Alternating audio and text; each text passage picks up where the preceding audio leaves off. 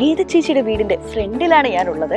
ചേച്ചിക്ക് സർപ്രൈസ് കൊടുക്കാനായിട്ട് മഴതോരും മുൻപേയിലെ ഗ്രേസമ്മ വന്നോണ്ടിരിക്കുകയാണ്. ഗ്രേസമ്മോ,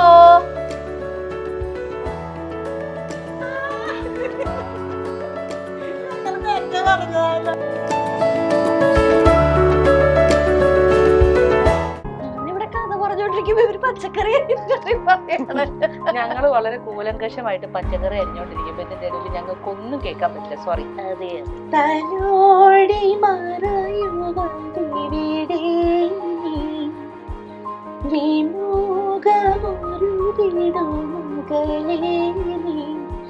ഒരു ചെറുമലരിതളിവിടെ മിഴി നിറയുമിതൊരു നദി പോലെയാ അകമാകെയുമൊരു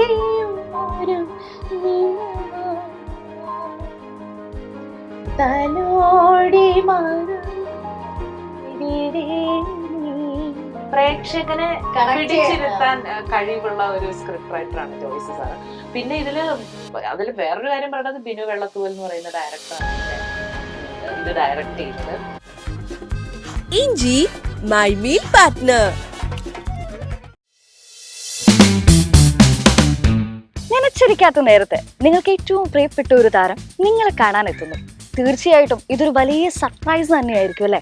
അത്തരത്തിലുള്ള ഒരു അടിപൊളി കാഴ്ചയിലേക്കാണ് ഇന്ന് നമ്മൾ പോകുന്നത്. മൈൽ സ്റ്റോൺ മേക്കേഴ്സിന്റെ പുതിയ ഷോ ഇവിടെ തുടങ്ങുകയാണ്. താരം വരും നേരം. നമ്മളിപ്പോൾ നിൽക്കുന്നത് ആലപ്പുഴ ജില്ലയിലെ അരക്കുറ്റി എന്ന് പറയുന്ന മനോഹരമായ ഗ്രാമത്തിലാണ്. ആ ഗ്രാമത്തിലെ ഗീത ചേച്ചിയുടെ വീടിന്റെ ഫ്രണ്ടിലാണ് ഞാനുള്ളത്. ചേച്ചിക്ക് സർപ്രൈസ് കൊടുക്കാനായിട്ട് മഴതോരും മുൻപേയിലെ ഗ്രേസമ്മ വന്നോണ്ടിരിക്കുകയാണ്. അപ്പൊ ചേച്ചി വന്നതിന് ശേഷം ഞങ്ങൾ ഒരുമിച്ച് അകത്ത് കയറും. ഗീത ചേച്ചിയുടെ സർപ്രൈസിങ് ഫേസും എക്സ്പ്രഷനും ഒക്കെ നമുക്കൊന്ന് കാണാം. അപ്പൊ ചേച്ചി വന്നിട്ട് നമുക്ക് അകത്തോട്ട് കയറാം അല്ലേ? അപ്പൊ ചേച്ചി വരുന്നിടം വരെ നമുക്കൊന്ന് വെയിറ്റ് ചെയ്യാം. അങ്ങനെ ഗീത ചേച്ചിക്ക് സർപ്രൈസ് കൊടുക്കാനായിട്ട് നമ്മുടെ മഴതോരും മുംബൈയിലെ ഗ്രേസമ്മ വന്നിട്ടുണ്ട്. ചേച്ചിക്ക് ഞാൻ വാതിലൊക്കെ തുറന്നു കൊടുത്ത് ചേച്ചിനെ റിസീവ് ചെയ്യാൻ പോവാണ്. ഹലോ. ഒരു കിറ്റ് പച്ചക്കറിയൊക്കെ ആയിട്ടാണല്ലോ ഇറക്കം. അത് സംസാരിക്കുന്നതിന് മുന്നേ മയക്കം കയറട്ടെ. മൈക്കോണ്ട് കയറി വരാനല്ലോ. അല്ല, മൈക്ക് വെച്ചിട്ടായിരിക്കും നമ്മൾ ഇനി സംസാരിക്കുന്നത്. ഇങ്ങനെ വെച്ചാ പോരെ ക്യാമറമാനോ? യെസ്. എന്താണ് പരിപാടി? പച്ചക്കറിയൊക്കെ ആയിട്ട് എന്താണ്, എങ്ങോട്ടാണ് സർപ്രൈസ് കൊടുക്കുന്നെന്ന് പറയുമ്പോ 1 കിലോ പച്ചക്കറിയൊക്കെ ആയിട്ട് വന്നിട്ട് പച്ചക്കറിക്കൊക്കെ ഇപ്പൊ എന്താ വില? അതാ. എന്നാ ഉണ്ട് വിശേഷം? ഓ, എന്നാ വിശേഷമാന്നേ, ഇങ്ങനെയൊക്കെ പോകുന്നു. സുഖമായിട്ടിരിക്കുന്നു. നാമച്ചായനെ രേവതിനെയൊക്കെ ശുശ്രൂഷിച്ച് അത് നല്ല വീട്ടമ്മയായി. അതെ, സത്യം പറഞ്ഞു കഴിഞ്ഞാല് ഗ്രേസമ്മയുടെ ഒരു വലിയ ഫാനെയാണ് ഇപ്പൊ കാണാൻ പോകുന്നത്. ആരാ വരുന്നേന്ന് 100 ഐഡിയ ഇല്ല ആൾക്ക്. പക്ഷെ മഴതോരും മുംബൈയിലെ ആരോ ആണെന്നാണ് നമ്മൾ പറഞ്ഞു വെച്ചിരിക്കുന്നത്. ഞാൻ ആക്ച്വലി അകത്ത് കയറണം എന്ന് വിചാരിച്ചു. പിന്നെ ഞാൻ അതിലെ ആരെങ്കിലും ആണോന്ന് അവർ തെറ്റിദ്ധരിച്ചാലോ എന്നോർത്ത് പുറത്ത് നിൽക്കുകയായിരുന്നു. ഓക്കെ ചേച്ചി, അപ്പൊ ചെന്ന് കഴിഞ്ഞ് കഴിയുമ്പോ അവരുടെ എക്സ്പ്രഷൻ നമ്മളൊന്ന് കാണാൻ പോകാം. അതിന് മുന്നേ ആയിട്ട് മഴതോരും മുംബൈ എങ്ങനെ ഉണ്ട്, എങ്ങനെ പോകുന്നു? ആക്ച്വലി മഴതോരും മുംബൈയിലെ ഗ്രേസമ്മ എന്ന് പറഞ്ഞ കഥാപാത്രം ഇതല്ല. ഞാൻ ഈ വേഷത്തിലൊന്ന് ഗ്രേസമ്മയായി എന്നല്ലാതെ ശരിക്കും ഗ്രേസമ്മയാവണമെന്നുണ്ടെങ്കിൽ ഗ്രേസമ്മ കുറച്ചും കൂടി സീരിയസ് ആയിട്ടുള്ള ഒരു കഥാപാത്രമാണ്. കുറച്ചങ്ങനെ ഒരു വല്ലാത്ത അഭിമാനിയായ ഒരു സ്ത്രീയാണ്. അപ്പോ അവരുടെ മാനറിസംസിലൊക്കെ ഭയങ്കര ഒരു സീരിയസ്നെസ് പലപ്പോഴും ഫീൽ ചെയ്യും. അത് ഞാനുമായിട്ട് യാതൊരു ബന്ധവുമില്ല. ക്യാരക്ടർ പിടിച്ചാലോ? നമുക്ക് ക്യാരക്ടർ പിടിക്കാമെന്ന് അങ്ങനെയാണെങ്കിൽ ശരി. അയ്യോ, ക്യാരക്ടർ പിടിച്ചപ്പോഴേക്കും കൈ പിടിച്ചോ. കറി വെക്കാനുള്ള എന്തോ ഒരു സാധനം. അതെ. അയ്യോ, ഇതിനകത്തേക്ക് വെച്ചോ. ആരും എന്നെ ട്രോളരുത്. അതെ, ആരും അതെ, ക്യാമറമാനോട് അത് കട്ട് ചെയ്ത്. ശരി, അപ്പൊ ഞാന് ക്യാരക്ടർ പിടിച്ച് പോവാണ് കേട്ടോ. ക്യാരക്ടർ പിടിച്ച് സീരിയസ് ആയിട്ട് പച്ചക്കറി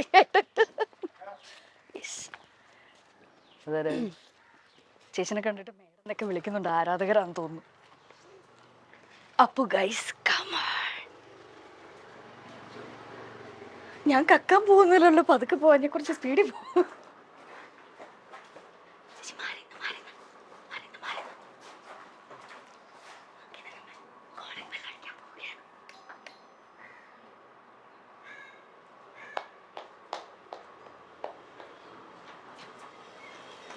ഹലോ.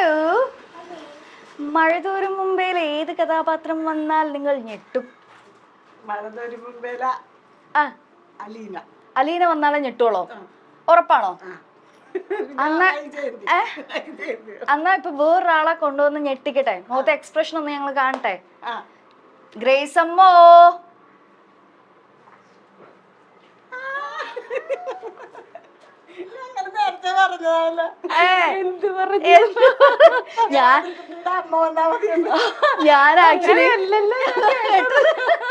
ഞാൻ ആക്ച്വലി ആളോടെ ക്യാരക്ടർ ഒക്കെ പിടിച്ച് കുറച്ച് സീരിയസ് ആയിട്ട് നിക്കാൻ പറഞ്ഞതാ. പക്ഷെ ഇവിടെ വന്ന് പറഞ്ഞപ്പോ തന്നെ ചേച്ചി എന്റെ കയ്യിൽ പോയി.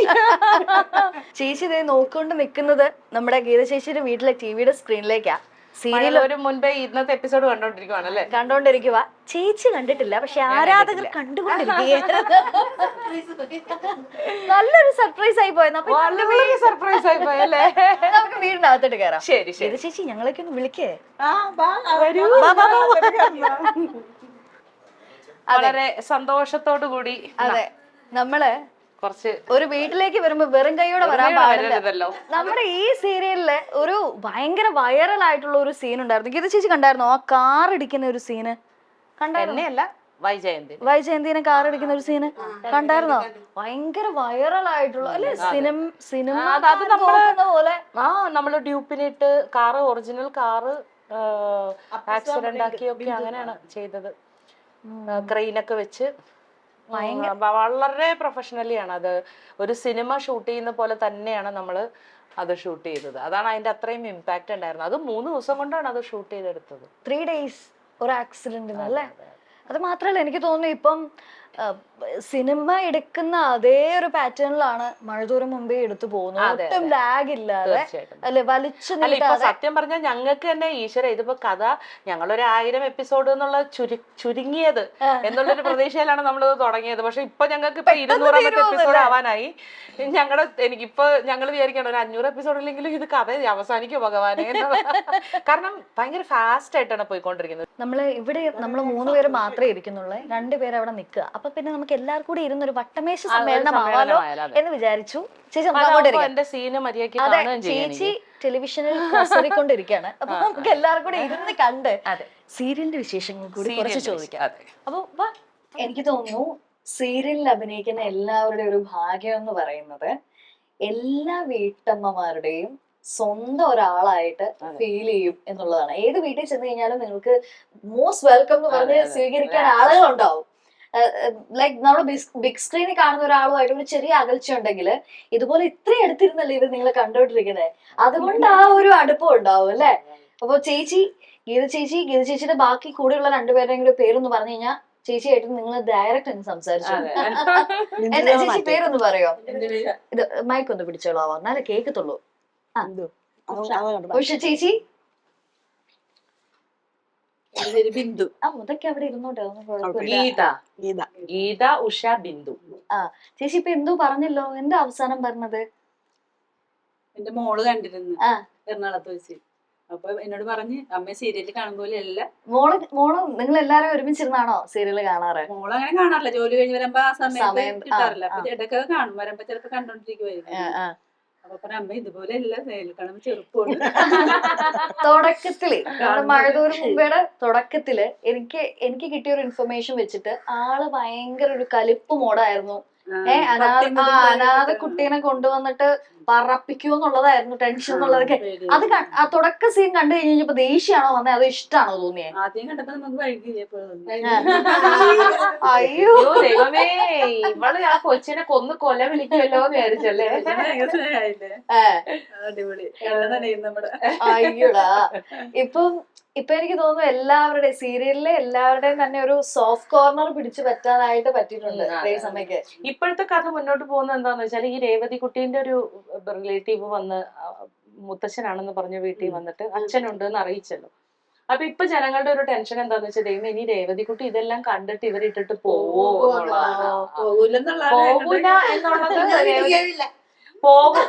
എന്ന് പലവട്ടം പറയുന്നുണ്ട് രേവതി. പക്ഷെ ജനങ്ങൾക്ക് ഇപ്പോഴും ഞങ്ങളെക്കാൾ കൂടുതൽ ടെൻഷനാണ് സത്യം.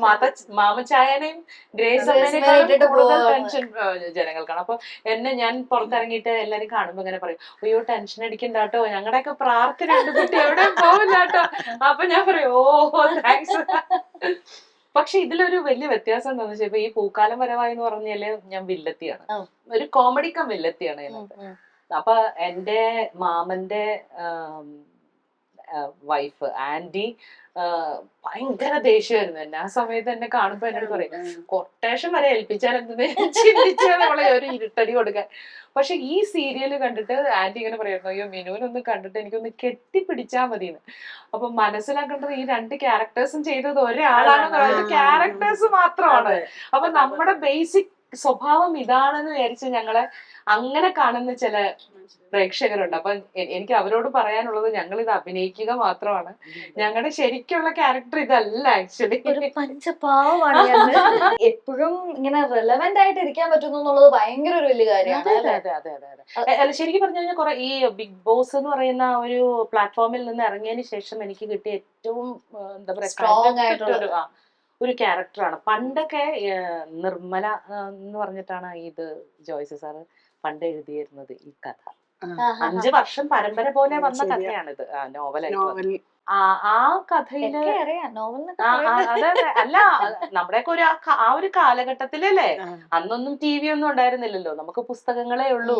അന്നൊക്കെ ഞങ്ങൾ ഇതൊക്കെ വരാൻ വേണ്ടി ആഴ്ചയില് ഇന്നത്തെ സീരിയൽ അന്നത്തെ മാഗസിൻ. അപ്പൊ സ്വപ്നേബി വിചാരിച്ചിട്ടില്ല ഈ ക്യാരക്ടറൊക്കെ നമുക്ക് ചെയ്യാൻ പറ്റുമെന്ന്. അയ്യോ ഞാൻ സത്യം പറഞ്ഞാൽ ഞാനേ നിങ്ങൾ പറയുന്ന പോലെ തന്നെ ഞാനും സ്വപ്നത്തിലാണ് സത്യം പറഞ്ഞ. ചേച്ചി ഈ ക്യാരക്ടർ അല്ലായിരുന്നെങ്കിൽ ചേച്ചിക്ക് അതിൽ ഏത് ക്യാരക്ടർ ചെയ്യണം എന്നായിരുന്നു ആഗ്രഹം? ഈ ക്യാരക്ടർ വന്നിട്ടില്ലായിരുന്നു. ഇത് നിങ്ങൾ ശ്രദ്ധിച്ചോന്ന് അറിയത്തില്ല, ഞാൻ കേറി വന്ന വഴി ഒരു സർപ്രൈസ് ഉണ്ട്. മഴതോറും മുമ്പിൽ ഒരു ക്യാരക്ടർ വരുന്നുണ്ടെന്ന് പറഞ്ഞപ്പോ ആദ്യം അലീനയാണോ വൈജയന്തിയാണോ, വൈജയന്തി ചെയ്യാൻ ഇരുന്നേനെ. അല്ല വൈജയന്തി ഞാനല്ല ചെയ്യാനിരുന്നത്, വൈഷ്ണവി തന്നെയാണ്. പക്ഷെ ഈ പറഞ്ഞതുപോലെ നമ്മളെപ്പോഴും പറയില്ലേ നല്ല ക്യാരക്ടേഴ്സിനെ കുറച്ചും കൂടി ജനങ്ങൾക്ക് ഇഷ്ടമാവുമെങ്കിലും ഒരു ആക്ടറിനെ സംബന്ധിച്ച് ചെയ്യാനുള്ളത് വില്ലത്തിക്ക.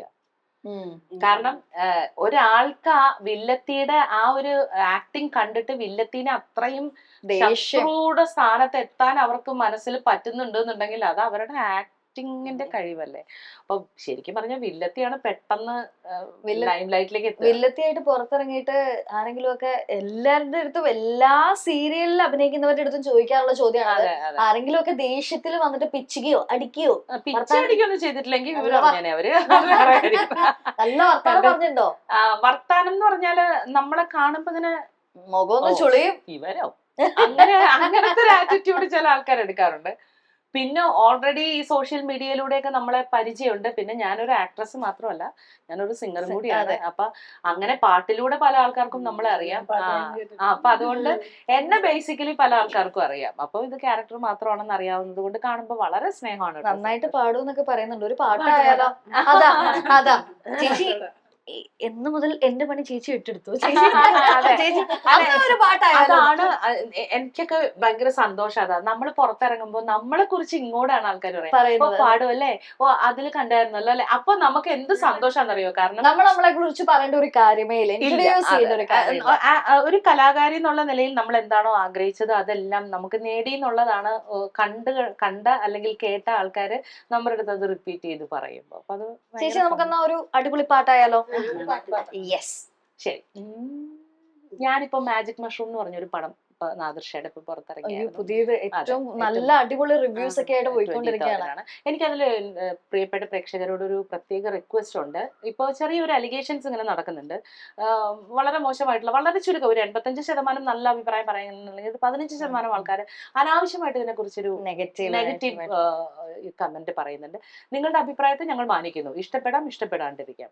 പക്ഷേ അത് തീർത്തും മോശമാണെന്നുള്ള രീതിയിൽ ഒരു ലേബൽ ഒരാൾക്കാർ കൊടുക്കേണ്ട കാര്യമില്ല. കാരണം ഇതിന്റെ പിന്നിൽ ഒരുപാട് പേരുടെ അധ്വാനം ഉണ്ട് എന്നുള്ളതാണ്. പിന്നെ ആരും മോശം ചെയ്യണം എന്ന് ആഗ്രഹിച്ചിട്ട് ചെയ്യുന്നതല്ല, എല്ലാവരുടെയും സ്വപ്നമാണ് ഒരു വർക്ക് എന്ന് പറയുന്നത്. അപ്പോൾ ദയവേത് നിങ്ങൾ എല്ലാവരും തിയേറ്ററിൽ പോയി കണ്ട് നിങ്ങളുടെ വിലയേറിയ അഭിപ്രായങ്ങൾ അറിയിക്കുക. ഇഷ്ടപ്പെടാതിരിക്കാം. അപ്പൊ നമ്മളെല്ലാവരും ഇപ്പൊ 100 ആൾക്കാരുണ്ടെങ്കിൽ 100 പേര് നമ്മൾ ഇഷ്ടപ്പെട്ടോണമെന്നില്ല. അതിൽ ചിലപ്പോൾ 50 പേര് ഇഷ്ടപ്പെടാം, 50 പേര് ഇഷ്ടപ്പെടാതിരിക്കാം. ഇഷ്ടപ്പെടാതിരിക്കുന്നതിന്റെ അവരുടെ റീസൺ നമ്മൾ മാനിക്കുന്നു, അടച്ചാക്ഷേപിക്കരുത്. ഏതൊരു പടത്തിനും നമ്മുടെ പടം എന്ന് മാത്രമല്ല, നമ്മൾ ഒരിക്കലും ഇതിനെക്കുറിച്ച് ഒരു വലിയ അവകാശവാദങ്ങളൊന്നും ഉന്നയിച്ചിട്ടില്ല. ഒരു ചെറിയ പടമാണ്, ഫാമിലി ആയിട്ട് പോയി ഇരുന്ന് കാണാൻ 100% വാക്ക് നമ്മൾ കൊടുക്കുന്നുണ്ട്. പിന്നെ എന്താണ് നമുക്ക് ഇതിനകത്ത് വേണ്ടത്? നമ്മൾ തിയേറ്ററിൽ കുറച്ച് പൈസ കൊടുത്ത് കയറുമ്പോൾ അവിടെ പോയിരുന്ന് എന്റർടൈൻ ചെയ്യുക. അപ്പൊ അത്ര നമ്മൾ ഉദ്ദേശിച്ചിട്ടുള്ളൂ. ഇതുകൊണ്ട് സമൂഹത്തെ ഉദ്ധരിപ്പിക്കാമെന്നോ അങ്ങനത്തെ യാതൊരു ഉദ്ദേശങ്ങളും ഇല്ല. നല്ലൊരു പടം, കുറച്ച് പയ്യന്മാരുടെ വലിയൊരു സ്വപ്നമായിരുന്നു. നാദിർഷ എന്ന് പറയുന്ന വളരെ ഫേമസ് ആയിട്ടുള്ള ഒരാളുടെ ഒരു ഡയറക്ഷനിൽ ഇറങ്ങിയ അഷ്റഫ് പിലാക്കൽ എന്ന് പറയുന്ന പ്രൊഡ്യൂസർ. അദ്ദേഹം ഞങ്ങളെ പോലുള്ള ആർട്ടിസ്റ്റുകൾക്കൊക്കെ ഫിനാൻഷ്യലി ഒരുപാട്, ഞങ്ങൾ എപ്പോഴും പറയാറുള്ളൊരു കാര്യമാണ്. കാരണം എന്ന് വെച്ചാൽ പലപ്പോഴും പല വർക്കുകളിലും പൈസ കിട്ടാൻ പലപ്പോഴും കുറച്ച് ബുദ്ധിമുട്ട് അനുഭവപ്പെടാറ്. കിട്ടാണ്ടിരുന്നിട്ടില്ല, പക്ഷെ എന്നാലും ഡിലേ ഒരുപാട് ഉണ്ടാവാറുണ്ട്. പക്ഷെ ഇദ്ദേഹത്തെ സംബന്ധിച്ച് കറക്റ്റ് സമയത്ത് 10 ദിവസം മുന്നേ ഒക്കെ നമുക്ക് അഡ്വാൻസ് പേയ്മെന്റ് അങ്ങനെയൊക്കെ തന്നൊരു വ്യക്തിയാണ്. അപ്പോൾ എല്ലാവരുടെയും സ്വപ്നമാണ് അത്. നിങ്ങൾ എല്ലാവരും തല്ലിക്കെടുത്തരുത്. അഭിപ്രായങ്ങൾ ഉറപ്പായിട്ടും പറയാം, മോശമാണെങ്കിൽ മോശം എന്ന് തന്നെ പറയാം. പക്ഷെ പറയുന്നതിന് ആ വാക്കിന് കുറച്ചൊരു കരുണ, അനുകമ്പ, മറ്റുള്ളവർ കേൾക്കുക, ഇത് ചെയ്ത ആൾക്കാരെ കാണുന്നുണ്ട്, കേൾക്കുന്നുണ്ട് എന്ന് മനസ്സിലാക്കി ചെയ്യുക. തീർച്ചയായിട്ടും മാജിക് മഷ്റൂം നിങ്ങൾ തിയേറ്ററിൽ തന്നെ പോയി കാണണം. അപ്പൊ അതിലെ ഒരു ശ്രേയ ഘോഷാൽ പാടിയ 4 വരി ഞാൻ പാടാം. തീർച്ചയായിട്ടും പൊളിക്കേച്ചി. തലോടി മറയുവതിവിടെ നീ, വിമുഖമൊരുകിടുമകലേ നീ, ഒരു ചെറുമലരിതളിവിടെ കലായി, മിഴി നിറയുമിതൊരു നദി പോലെയായി, അകമാകെയുമൊരു നിലവായി, തലോടി മറയുവതിവിടെ നീ, വിമുഖമൊരുകിടുമകലേ നീ. എനിക്ക് ഭയങ്കര ബ്യൂട്ടിഫുൾ ആയിട്ടുള്ള ലിറിക്സ് അല്ലേ. അതെ അതെ. സീരിയലുകളില് ചേച്ചി ഇപ്പം പൊതുവെ പറഞ്ഞു കഴിഞ്ഞാല് സീരിയലിൽ അഭിനയിക്കുന്നവർ പൊതുവെ നമ്മൾ കേൾക്കുന്ന ഒരു കംപ്ലൈന്റ് ആണ്, സീരിയലിൽ അഭിനയിക്കുന്നവരെ സിനിമയിലായിട്ട് കിട്ടാൻ അല്ലെങ്കിൽ അവർക്കൊരു സാധ്യത എന്ന് പറയുന്നത് കുറയാൻ സാധ്യതയുണ്ട് എന്നുള്ളത്. കാരണം മലയാള സീരിയലിൽ അഭിനയിക്കുന്നവര് സത്യം പറഞ്ഞാൽ അവര് ഡിസേർവ് ചെയ്യുന്ന ഒരു അപ്രീസിയേഷൻ അവർക്ക് കിട്ടുന്നില്ല. നല്ല അഭിനേതാക്കളുണ്ട്, പക്ഷെ അവരെ ആരെയും നമ്മൾ ബിഗ് സ്ക്രീനിലേക്ക് കാണുന്നില്ല. അവസരങ്ങൾ വളരെ കുറവാണ്. ഇപ്പൊ ചേച്ചിനെ പോലെയുള്ള നമുക്ക് വിരലിലെണ്ണാവുന്ന കുറച്ച് പേരെയാണ് ബിഗ് സ്ക്രീനിൽ കാണുക. അപ്പൊ അത് എന്തുകൊണ്ടായിരിക്കും ചേച്ചി? ഇപ്പൊ നമ്മള് പൊതുവെ ഇങ്ങനെ കേട്ട് വരുന്ന ഒരു വഴക്കത്തിലുള്ള ഒരു ഡയലോഗ് ഉണ്ടല്ലോ, അവർക്ക് അഭിനയിക്കാൻ അറിയത്തില്ല, അല്ലെങ്കിൽ അവര് നാടകമാണ്, അവര് സീരിയലാണ്. അല്ല, ഞാനിപ്പം ഈ മാജിക് മഷ്റൂം പടം അഭിനയിക്കാൻ പോയപ്പോഴും ഇതേ ഒരു ആരോപണം എന്നെ വളരെയധികം നോവിച്ചതും കൂടിയാണ്. മനീഷ, ഇത് സീരിയൽ അല്ല, സിനിമയാണ്, ഒതുക്കി ചെയ്തോളൂ. അപ്പൊ ഇപ്പോഴത്തെ പടങ്ങളുടെ ഒരു രീതി എന്താന്ന് വെച്ചാൽ ഭയങ്കര സട്ടിലാണ് അഭിനയിക്കേണ്ടത്. സീരിയലിന്റെ ഒരു പ്രത്യേകത എന്താന്ന് വെച്ചാല് സീരിയലിന്റെ ആശയങ്ങൾ കുറച്ചും കൂടിയും എക്സ്പ്രസീവ് ആയിരിക്കണം. കാരണം എന്ന് വെച്ചാല് ഇങ്ങനെ ഇരിക്കണല്ലോ. ഈ അരമണിക്കൂറിനുള്ളില് ഈ കഥ ഉദ്വേഗഭരിതമായിട്ട് അടുത്ത എപ്പിസോഡിലേക്ക് ജനങ്ങളെ കാത്തിരിക്കാൻ പ്രേരിപ്പിക്കുന്ന ഒരു എപ്പിസോഡായിരിക്കണം. അപ്പൊ നമ്മൾ ഇങ്ങനെ നിക്കണം, മനസ്സിലാട്ടോ. സിനിമ അതല്ല, 3 മണിക്കൂർ കൊണ്ട് ഒരു കഥ തീരുവാണ്. സീരിയൽ അങ്ങനെയല്ല, 1000 എപ്പിസോഡ് 2000 എപ്പിസോഡിലേക്ക് കഥ നീട്ടിക്കൊണ്ട് പോകണം. അപ്പൊ ആ നീട്ടിക്കൊണ്ട് പോണെങ്കിൽ നമ്മൾ കൊടുക്കുന്ന സാധനങ്ങൾ അത്രയ്ക്കും ഇങ്ങനെ ക്യാച്ചി ആവണം. എഡ്ജ് ഓഫ് ദ സീറ്റ് ഒരു എക്സ്പീരിയൻസ് കൊടുക്കണം. അപ്പോഴേ ആൾക്കാരത് കണ്ടിന്യൂസ് കണ്ടോണ്ടിരിക്കുള്ളൂ. ഏതാ ഇവിടെ ചേട്ടന് അങ്ങനെ സീരിയൽ കാണാറില്ല, പക്ഷെ വല്ലപ്പോഴൊക്കെ കാണുമ്പോ പറയേ അല്ല സിനിമയിലൊക്കെ നല്ല പോലെ അഭിനയിക്കാൻ പറ്റുന്ന പെണ്ണുങ്ങളാണല്ലോ അല്ല ഇപ്പൊ സിനിമയിൽ അഭിനയിക്കുന്നവരൊക്കെ സീരിയലിലേക്ക് കയറി. അല്ല ഈ പുതിയ പുതുമുഖങ്ങളൊക്കെ പറഞ്ഞതൊക്കെ നല്ല അഭിനയിക്കാനും നല്ല കാണാനും. അല്ല പിന്നെ വേറൊരു കാര്യം എന്താന്ന് വെച്ചാലേ, ഇപ്പൊ സിനിമയിൽ അഭിനയിച്ചത് കൊണ്ട് പ്രേക്ഷകർ എല്ലാരും കണ്ടോണമെന്നില്ല, ഫെമിലിയർ ആയിക്കോണമെന്നില്ല. പക്ഷെ സീരിയൽ ആക്ടേഴ്സിനെ സാധാരണ ജനങ്ങൾക്കും മനസ്സിലാവും. കാരണം എന്ന് വെച്ചാല് നമ്മുടെ സ്വീകരണ മുറിയില് അത് തന്നെയല്ല എല്ലാ ദിവസവും കണ്ടോണ്ടിരിക്കും. ഇനിയിപ്പോ ഒരു തവണയാണ് വന്നു പോകുന്നത് എങ്കിൽ കൂടിയും പെട്ടെന്ന് റെക്കഗ്നൈസ് ചെയ്യും, എവിടെയോ കണ്ടിട്ടുണ്ടല്ലോ എന്നുള്ളൊരു സാധനമെങ്കിലും നമ്മുടെ മനസ്സിൽ വരും. എന്താ കറി ഇവിടെ? ഇവിടെ തക്കാളി, ചെമ്മീൻ, പിന്നെ വറ്റ പൊരിച്ചത്. ആണോ? നമുക്ക് കുറച്ച് തോരൻ ഉണ്ടാക്കിയാലോ? അതിനു വേണ്ടി നമുക്ക് കൊണ്ടുവന്ന പച്ചക്കറി ഒന്ന് അരിഞ്ഞു നോക്കിയാലോ? നമുക്ക് എല്ലാവർക്കും. ഇഞ്ചി മൈ മീൽ പാർട്ട്ണർ. നമ്മള് വീടിന്റെ അകത്ത് നിന്ന് പുറത്തേട്ട് ഇറങ്ങിയിട്ടുണ്ട്. ചേച്ചി കുടുംബക്കാരിയായി ഇതേ പച്ചക്കറിയൊക്കെ അരിഞ്ഞു തുടങ്ങിയിട്ടുണ്ട്. നമ്മള് സത്യം പറഞ്ഞാല് ഒന്ന് കറിയൊക്കെ വെച്ച് ഊണൊക്കെ കഴിച്ചിട്ട് പോണം എന്നാണ് ഒരു ചെറിയ ആഗ്രഹം ഉള്ളതെങ്കിലും നടക്കൂല. അതെ. അല്ല ചെറുതായിട്ട് ഇത് ചെറുതായിട്ടരിയണം. ഞാനിവിടെ കഥ പറഞ്ഞോണ്ടിരിക്കുമ്പോ ഇവര് പച്ചക്കറി പറയാണ്. ഞങ്ങള് വളരെ കൂലങ്കഷമായിട്ട് പച്ചക്കറി അരിഞ്ഞോണ്ടിരിക്കുമ്പോ ഇതിന്റെ ഇടയിൽ ഞങ്ങൾക്ക് ഒന്നും കേൾക്കാൻ പറ്റില്ല. സോറി. അതെ അതെ അതെ. ഏറ്റവും ഇഷ്ടപ്പെട്ട ഫുഡ് എന്നാ? ഈ പറഞ്ഞ പോലെ എനിക്ക് അങ്ങനെ ഇന്നത് ഇഷ്ടപ്പെട്ടത് അങ്ങനെയൊന്നുമില്ല. ഓക്കെ. നല്ല രുചിയുള്ള എന്തും കഴിക്കും. എന്നാലും അവനവൻ ഉണ്ടാക്കുന്നതിൽ ഏറ്റവും രുചിയുള്ളത് കേട്ടോ. ഞാൻ നല്ല ചേച്ചിയുടെ മോൻ ഇവിടെ ഉണ്ട്. മൂപ്പരുടെ അടുത്ത് എനിക്ക് ചോദിക്കണം എന്നുണ്ടായിരുന്നു. ഇതൊന്ന് കഴിയട്ടെ. എന്റെ മോനാണ് അകത്തിരിക്കണേ. അയ്യോ ഗീത ചേച്ചിക്ക് അറിയില്ലായിരുന്നു. എനിക്കും അറിയില്ലായിരുന്നു. ഏറ്റവും ഇഷ്ടമുള്ളത് ഉണ്ടാക്കുന്നത് മോനെ അതും ഞാൻ പറയാം. മോന് ഞാൻ എന്തുണ്ടാക്കി കൊടുത്താലും അവന് ഇഷ്ടപ്പാവം. അവനുണ്ടല്ലോ, ഞാനേ സന്തോഷത്തോടെ വിഷം കലക്കി കൊടുത്താലും സന്തോഷത്തോടു കൂടി കഴിക്കുന്നൊരു ഞാൻ വിശ്വാസമല്ല. അല്ല, അത് മാത്രല്ല, ഞാൻ എപ്പോഴും ഞാൻ ഓരോരുത്തരുടെ അടുത്തൊക്കെ ഞാൻ ഇവിടെ അറിയാൻ ആളില്ലാണ്ട് ഞാൻ നോക്കിയിരിക്കുന്നു. നമ്മുടെ കൂട്ടത്തില് നേരത്തെ ഉണ്ടായിരുന്ന 2 ചേച്ചിമാരല്ലേ, അവര് ദിപ്പ് വരാന്ന് പറഞ്ഞ് പോയിട്ട് പെട്ടെന്ന് ഓടി വന്നിട്ടുണ്ട്. കുടുംബശ്രീയുടെ ഫോട്ടോ എടുക്കാൻ പോയതാ. അപ്പോ അവന് ഈ പറഞ്ഞ പോലെ എന്ത് കൊടുത്താലും അവൻ കഴിക്കും. എങ്ങനെ ഉണ്ടായിരുന്നു പോലെ നല്ല ടേസ്റ്റാന്ന് പറയും. അല്ലെങ്കിൽ പട്ടിണിയാവും ഓർത്തിട്ട്. അല്ല, അപ്പൊ ഞാൻ എന്റെ ഫ്രണ്ട്സിന്റെ അടുത്തൊക്കെ പറയും, ഇവനെ കെട്ടണ പെണ്ണിനുണ്ടല്ലോ ആ ഉള്ളിലിരിക്കണേ നല്ല ഹൈറ്റ് ഉള്ള തിരിച്ചടിച്ചിട്ട് ഞങ്ങള് പറഞ്ഞിട്ട് കാണാൻ വന്നിട്ടുണ്ട് കേട്ടോ. ഇവര് പോയിട്ട് ആളുകളെ കൊണ്ട്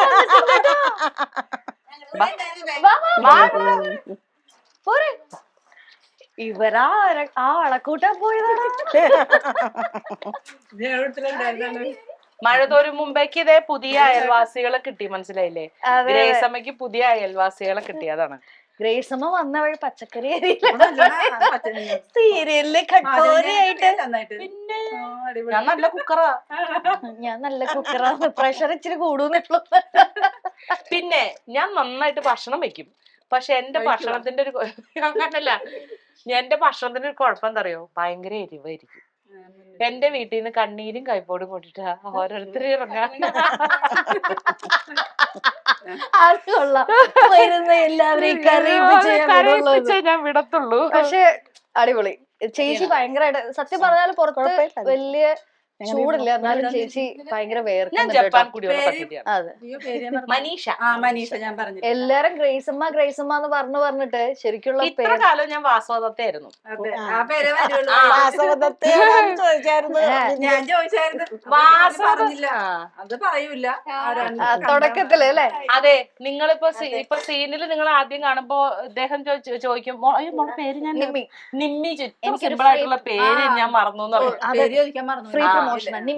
നിമ്മി ഇവിടെ വന്ന് ചോദിച്ചപ്പോ ഇവരുടെ അടുത്ത് ചോദിച്ചു, ആരെയാണ് മഴത്തോരും മുൻപേല് കാണണ്ടേന്ന് പറഞ്ഞപ്പോ അലീന വൈജയന്തി എന്നൊക്കെ പറഞ്ഞു. പക്ഷെ ഇവരുടെ അടുത്ത് ആദ്യം നിങ്ങൾ ക്യാമറ ഓൺ ആക്കുന്നതിന് മുൻപ് ഇവരുടെ അടുത്ത് ആരെയാണ് കാണണ്ടേന്ന് ചോദിച്ചപ്പോ വാസവദത്തയാണോ ഗ്രേസമ്മയാണോ എന്ന് ചോദിച്ചായിരുന്നു. അത് നിങ്ങൾ ആരും കണ്ടില്ല കേട്ടോ.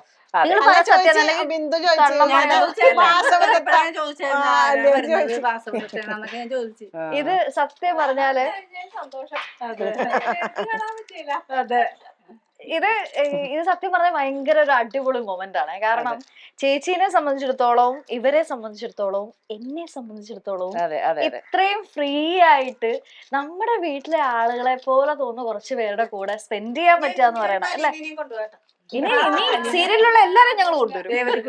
അലീനയുടെ കാര്യം കസ്റ്റോഡിയൻ ഞാനല്ല, ബാലേന്ദ്രനാണ്. രേവതിയുടെ കാര്യത്തിൽ ഞാൻ വേണമെങ്കിൽ ഉറപ്പ് തരാം. മാമച്ചനെ രേവതിയിലെയും കുട്ടി വേണമെങ്കിൽ ഞാൻ വരാം. അപ്പൊ ഇത്രയും നേരം നമ്മൾ പറഞ്ഞുകൊണ്ടിരുന്നത് ചേച്ചി അറിയുന്ന തിരക്കിലാണെങ്കിലും ചേച്ചി അറിയുന്നതിന്റെ ഇടയിൽ പറഞ്ഞുകൊണ്ടിരുന്നത് നമ്മുടെ സീരിയലിന്റെ വിശേഷങ്ങളാണ്, മഴ തോരും മുമ്പേ. അപ്പോ എനിക്ക് ഉറപ്പുണ്ട് ഇത് കാണുന്ന ഈ സീരിയലിന്റെ പ്രേക്ഷകരുണ്ടെങ്കിൽ നിങ്ങൾക്ക് എല്ലാവർക്കും വളരെ കണക്ട് ചെയ്യാൻ പറ്റുന്ന ഒരുപാട് നല്ല എന്താ പറയുക മുഹൂർത്തങ്ങളുള്ള ഒരു സീരിയൽ തന്നെയാണ്. അപ്പൊ തുടർന്നും കാണുക. നമ്മുടെ ഗ്രേസ് അമ്മേനെയും മാമച്ചനെയും രേവതിനെയും ഒക്കെ സപ്പോർട്ട് ചെയ്യുക അല്ലെ. ഇത് ഞാൻ വളരെ ബിസിയായി ഇവിടെ പച്ചക്കറി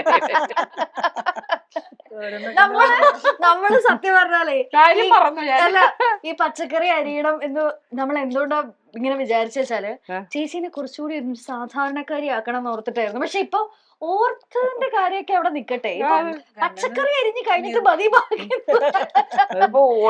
സാധാരണക്കാരി. അപ്പോ എനിക്ക് പറയാനുള്ളത് കണ്ടതേ, ഇവരൊക്കെ നേരിട്ട് കാണാൻ പറ്റി, ഇവരുടെയൊക്കെ ഒരു പ്രതികരണം നേരിട്ട് അറിയാൻ പറ്റി. എനിക്ക് 100% ഉറപ്പാണ്. സാരല്ല, ഞാൻ AC-ക്കകത്തിരുന്നാലും വേർക്കും. എനിക്ക് അങ്ങനെ ഒരു എന്റെ ഹോട്ടാണ് ചേച്ചി. എന്ത് അതെ, ഞാൻ ഭയങ്കര ഹോട്ടാണ്. ഭയങ്കര ഹോട്ടാണ്. അപ്പൊ പറഞ്ഞു എന്താന്ന് വെച്ചാല് ഇതുപോലെയാണ് ഓരോ പ്രതികരണം. ഞാൻ പുറത്തൊക്കെ പോകുമ്പോ എല്ലാവരും വന്നിട്ട് മഴ തോരും മുൻപേലെ ഓരോ കഥാപാത്രങ്ങളെയും എടുത്തെടുത്ത്, ഈവൻ ബ്രിജിത്താമ്മയെ പോലും, കാരണം ബ്രിജിത്താമ്മ ആദ്യത്തെ കുറച്ച് എപ്പിസോഡുകളിലേ ഉണ്ടായിരുന്നുള്ളൂ, പിന്നെ ഇടയ്ക്കിടയ്ക്കേ വരണ്ടായിരുന്നുള്ളൂ. പക്ഷെ എന്നാൽ പോലും ബ്രിജിത്താമ്മയെ കൂടിയും പിന്നെ വൈജയന്തിയുടെ അച്ഛൻ മരിച്ചുപോയല്ലോ, അദ്ദേഹവും കുറച്ച് എപ്പിസോഡേ വന്നിട്ടുള്ളൂ. പക്ഷെ അദ്ദേഹത്തെ പോലും ഓർത്തുകൊണ്ട് ഓരോ പ്രേക്ഷകരും ചോദിക്കുന്ന കാണുമ്പോൾ അത് തന്നെയാണ് ഈ ഒരു പരമ്പരയുടെ വിജയം എന്ന് പറയുന്നത്. കാരണം സാധാരണ ജനങ്ങളുടെ ഇടയിൽ അത് പ്രായഭേദമന്യേ എത്തി എന്നുള്ളതാണ്. അത് മാത്രമല്ല, ഓരോ കഥാപാത്രങ്ങളെയും പേരെടുത്ത് ചോദിക്കുന്ന ജനങ്ങളാണ്. അവിടെ നമുക്ക് മനസ്സിലാക്കാം ഇവർ എത്രത്തോളം ഓരോ കഥാപാത്രങ്ങളെയും സ്നേഹിക്കുന്നുണ്ട്. അത് മാത്രല്ല കേട്ടോ, വന്ന വഴി തന്നെ പറഞ്ഞ ശ്രദ്ധിച്ചായിരുന്നു, അയ്യോ കാണുന്ന പോലെ ഒന്നല്ലല്ലോ, നീന് കാണാൻ സുന്ദരിയാണല്ലോ, മൈക്കില്ലാതെ ചേച്ചിക്ക് ഇന്ന് ഭയങ്കര പ്രൊമോഷൻ ആണ്. അല്ല, വേറൊരു കാര്യമുണ്ട് കേട്ടോ, സൗന്ദര്യത്തിൽ ഞാൻ ഒട്ടും ബോധേഡല്ല. ഞാൻ അങ്ങനെ അണിഞ്ഞൊരുങ്ങി ഒരുപാട് നടക്കുന്ന ഒരാളുമല്ല. പിന്നെ എനിക്കിങ്ങനെ ഈ വിയർപ്പും കൂടെ ഉള്ളതുകൊണ്ട് വല്ലാണ്ട് മേക്കപ്പ് ഒന്നും അങ്ങനെ ചെയ്യാൻ പറ്റാറില്ല. പക്ഷെ കണ്ടു കഴിഞ്ഞാൽ ഓവർ മേക്കപ്പ് ഒക്കെ ധരിച്ച് ഇങ്ങനെ നടക്കണ ഒരാളുടെ പോലെ തോന്നും. ഞാൻ ലിപ്സ്റ്റിക് ഇടും, കണ്ണെഴുതും, പൊട്ടു. കണ്ണെന്റെ ഉണ്ടകണ്ണായതുകൊണ്ടേ കണ്ണുകൊണ്ട് അഭിനയിക്കണേന്ന് പറയും എല്ലാവരും. അപ്പൊ നമുക്കിത് ഈ ചേച്ചി അരിഞ്ഞോട്ടെ, നമ്മൾ കറിയൊക്കെ ഉണ്ടാക്കി ഫുഡൊക്കെ കഴിച്ചിട്ടായിരിക്കും പോകുന്നത്. പക്ഷെ നമ്മുടെ ഈ സെഷൻ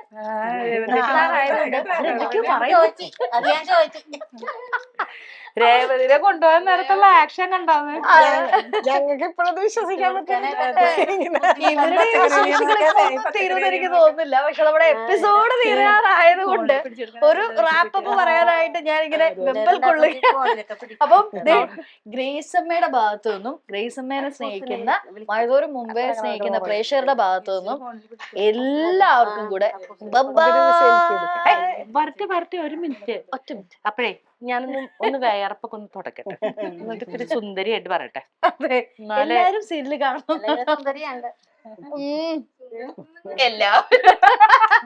അല്ല കേട്ടോ, എനിക്ക് പറയാനുള്ളത് എല്ലാവരോടും നന്ദിയാണ്. കാരണം എന്താന്ന് വെച്ചാല് എല്ലാവരും സ്വീകരിക്കണേ എന്ന് പറയണ്ട, കാരണം എല്ലാവരും സ്വീകരിച്ചിട്ടുണ്ടെന്ന് എനിക്കറിയാം. ഓരോ സ്ഥലത്ത് പോകുമ്പോഴും നിങ്ങളുടെ സ്നേഹമസൃണമായ ഓരോ വാക്കുകളും ഞങ്ങൾക്ക് തല്ലുന്ന ഒരു ഊർജം, മുന്നോട്ട് പോവാനുള്ള ഒരു ഊർജം അതിശക്തമാണ്.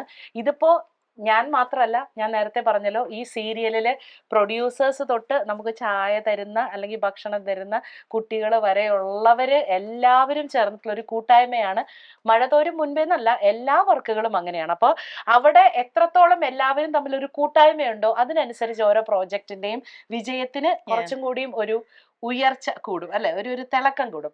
ആ തിളക്കമാണ് മഴ തോരും മുൻപേക്കുള്ളത്. അപ്പോൾ നിങ്ങൾ ഇതുപോലുള്ള പ്രേക്ഷകരെല്ലാവരോടും ഞാൻ പ്രത്യേകം നന്ദിയാണ് പറയുന്നത്.